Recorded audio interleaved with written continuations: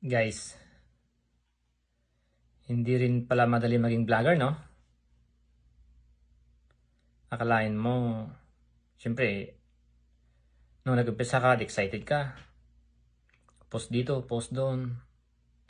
Kung may mga magandang pasyalan, pinupuntahan mo para lang makagawa ka ng content.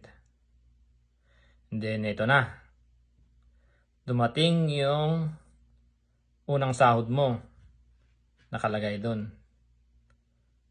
$0.5. $0.5.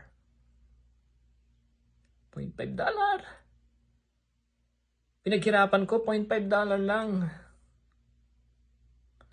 Pero okay lang yun. Okay lang yun. Sa umpisa lang yun. Darating din yung araw, lalaki din yan. Sipag at tiyaga. Sabayan mo ng panalangin para i-bless ka ni Lord. Lahat naman tayo nag-umpisa sa wala.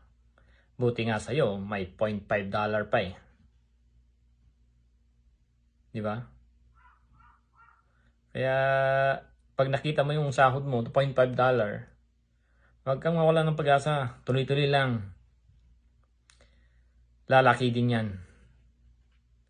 Yun lang. At God bless sa ating lahat.